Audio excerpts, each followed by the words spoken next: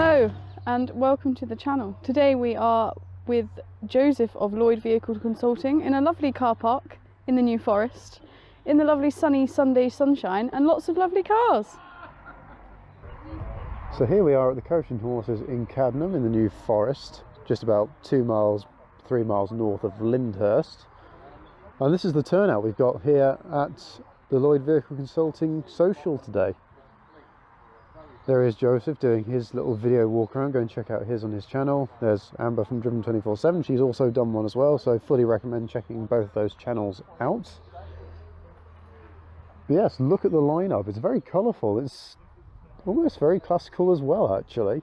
We've got a couple of cars behind us as well, but we'll get to those in time. First of all then, Mercedes. I'm kind of in love with those wheel trims actually, or hubcaps. Obviously a fan of hub nuts. Yet another channel I'd always recommend. Very good quality videos there. Always informative. Mercedes 190E with a tow bar. Extra practicality. Who doesn't love a tow bar? I do. Speakers in the back.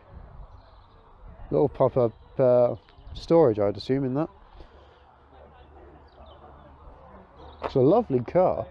Look at all the dials. At least I'm hoping you can through the camera. It's not quite as clear as actually seeing things in person, but this is an automatic car. It's absolutely lovely. Love older cars. What age is this one? G-Reg, so late 80s.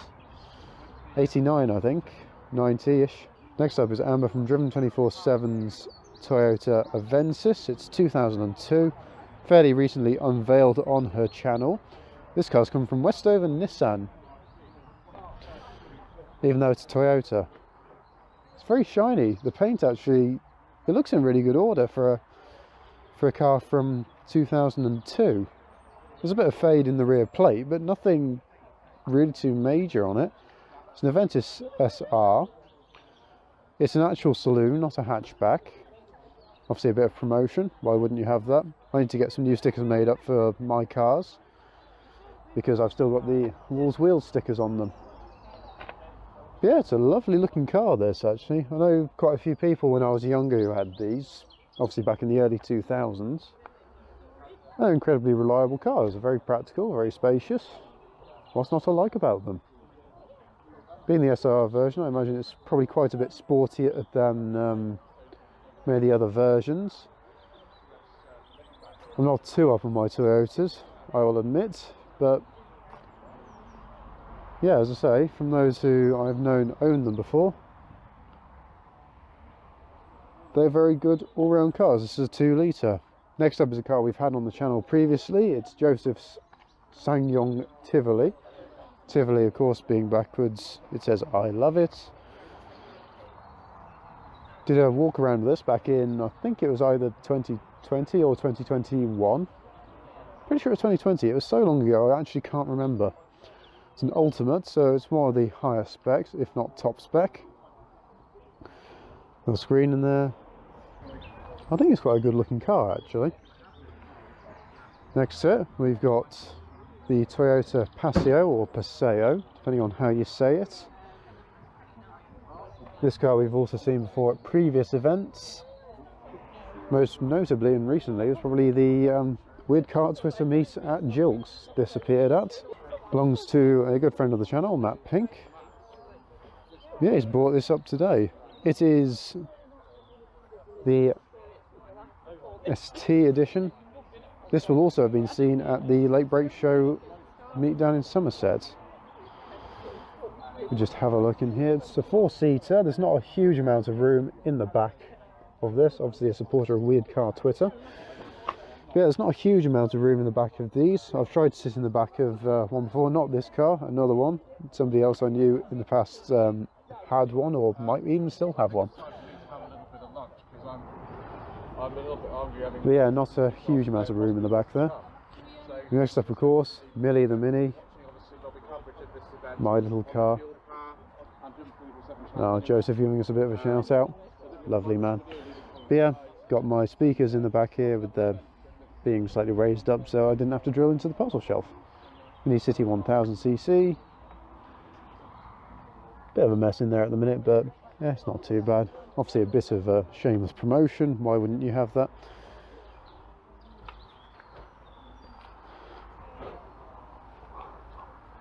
Who doesn't love a Mini though? But arguably, who doesn't love this? It's a car that I've seen before, because I filmed Joseph Lloyd's Tweed Jacket Reviews video for this car. He was presenting it, I was the cameraman for it, and it's an absolutely lovely car. Automatic, Datsun 260C, obviously C standing for Cedric. I think it's 1972, 73. The aerial on this, massive fun to play with. It's electric, so it's quite fun watching that pop up. Blue interior, just look at it though. It is a thing of beauty. I'm still staggered by this car and its condition.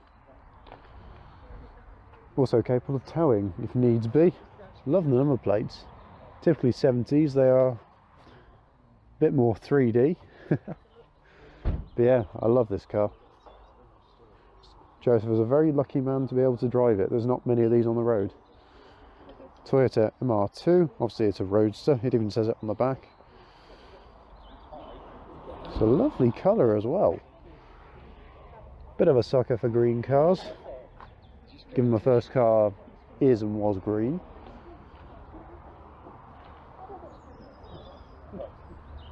Would like to give an MR2 a go at some point.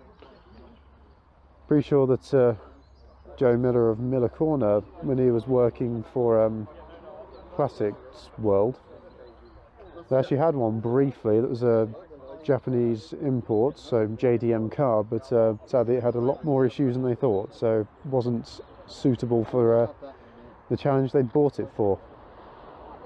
Next to the MR2 is another Toyota. This time it's a Celica, it's GT2000. It's a liftback, so obviously the whole back end lifts up, not just a tiny little bit here. It's a gorgeous car. Loving the little red accents inside the alloy wheels. Fuel filler cap. Look at that.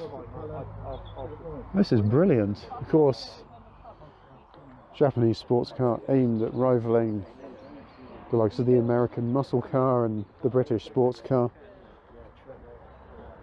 But yeah, what a glorious thing. Pretty sure this has got a 2-litre engine. Well, all it is GT2000, so yes. But yeah, next to it, 2009 Reg Mini.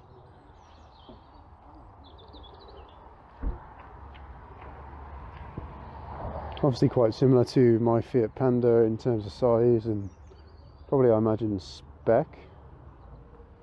Just have a look around it. I love the way that this generation of Mini have actually captured the looks of the classic. So you can see that the grille's been inspired by the Mark 1, the lights obviously very big, gives that cutesy face. Of course, I've been to many Mini shows since I started doing these YouTube videos. It's very rare that I actually get to have a look around a car closely like this, because you usually have to rush through them a bit more when you're at a show. But this is a Cooper, as you can see, because it says on the back. Been personalised. There's as much of a personalisation scene behind this as there is for the classics and things like the Fiat 500, the Citroen DS3, cars of that sort of ilk. But yes, being a Cooper, I think it's 0 to 60 about 8.5 seconds ish. Top speed about 115 or so, and 1.6 engine. It's fairly similar in performance to the Panda. The Panda's a bit slower to 60, but yeah, good little car. Austin Maxi, 1750cc engine. I think it's S series. There goes Matt, he's heading off. He's got a long drive back home, so yeah, he's setting off a bit earlier than everyone else. But yeah, little Austin Maxi. I think this is going to appear on Joseph's channel as well at some point very soon, because he was filming that earlier on. Of course, a car that was famously advertised as basically being a bed on wheels, because if you fold the seats down, it was a very practical double bed, 2-person bed. Have a look in there. glorious wooden dashboard, all the lights, stereo. Oh, look at that. Love an old stereo. Not sure, but I think the steering wheel may be from a Mini Clubman. It says GT in it, and I'm not sure they made a GT version of the Maxi. Fairly similar mirrors to the ones I've got on my Mini. This car isn't in perfect condition. It's currently undergoing quite a bit of work, I think, but it's lovely to see it here.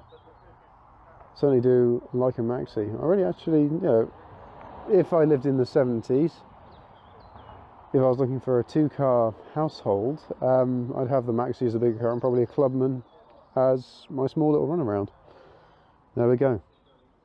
Next to it, Driven 24/7's parents' Abarth 595 Competizione. Look at that. Diffuser, quadruple exhaust tailpipes. It's a convertible version.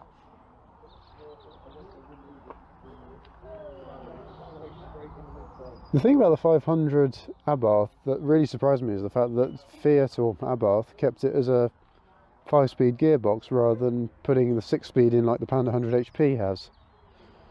Maybe there just wasn't room for a 6-speed? I'm not sure. But we've seen this car as well at the Driven 24/7 meet back in, I can't remember when it was, October I think last year. We got all the little details like the Italian flag in there.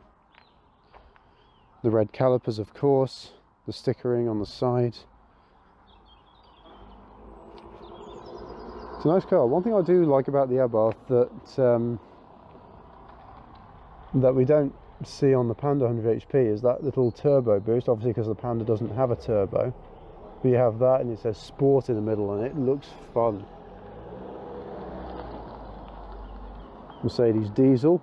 As we're at the Joseph Lloyd Vehicle Consulting Social, we don't talk about diesels on this channel. And over here, the final two cars of this little meet. We got Genevieve's Fiat 500 1.2 Lounge.